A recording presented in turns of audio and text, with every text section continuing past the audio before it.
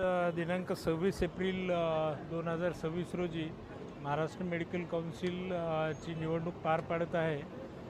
नांदेडतर्फे doctor Sanjay Kadam हे IMA MMC पॅनलचे अधिकृत उमेदवार असून आजची मतदान प्रक्रिया अतिशय उत्साह आणि शांततेत पार पडत आहे। याचा निकाल दिनांक 29 एप्रिल रोजी लागणार आहे आणि आमचा पॅनल जर भरघोस मतांनी निवडून आला तर डॉक्टरांच्या हितासाठीचे जे काही निर्णय असतील ते महाराष्ट्र मेडिकल काउन्सिलमध्ये आमच्या परीने घेण्याचा आम्ही संपूर्ण सर्वतोपरी प्रयत्न करूया। महाराष्ट्र मेडिकल काउन्सिल ही एक क्वाशी ज्युडिशियरी बॉडी आहे आणि ही डॉक्टरांचे रजिस्ट्रेशन, डॉक्टरांचे कायदे आणि त्याचे रेग्युलेशन करण्याचं काम करते आणि एक स्वायत्त बॉडी आहे।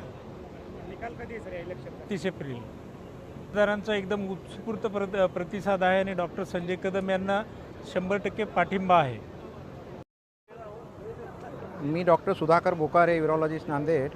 आज या ठिकाणी आम्ही सगळे महाराष्ट्र मेडिकल काउन्सिलच्या निवडणुकीसंदर्भात इथं जमलेलो आहोत सगळे आणि निवडणुकीची प्रक्रिया ही अतिशय चांगल्या आणि उत्साहाच्या वातावरणामध्ये पार पडत आहे।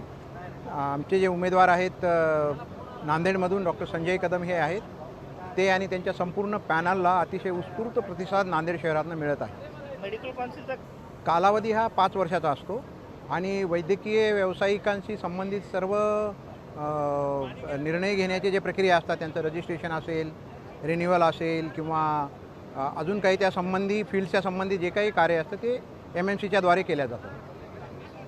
हां, त्याच्यामध्ये पण नक्कीच मदत होते। जर लोकलला काही प्रॉब्लेम आला तर MMCचे मेंबर, IMAचे अध्यक्ष त्या ठिकाणी जाऊन तो प्रश्न सोडवण्याचा प्रयत्न करतात। डॉक्टर गणेश पावडे, संचालक पावडे हॉस्पिटल नांदेड।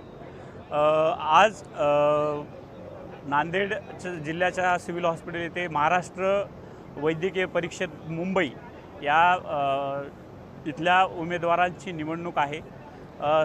सदर निवडणुकीमध्ये 9 उमेदवार आपल्याला निवडून द्यायचे आहेत।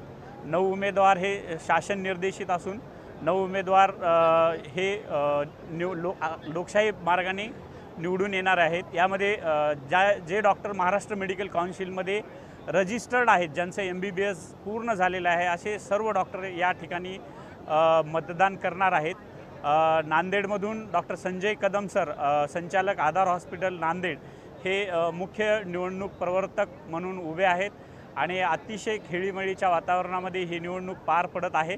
आत्तापर्यंत जवळपास 1000 मताचा आकडा आपण पार केलेला आहे आणि आणखी मतदान 2 घंटे बाकी आहे 5 वाजेपर्यंत, तर ते आकडा आणखी 1500 पर्यंत जाण्याची शक्यता आहे।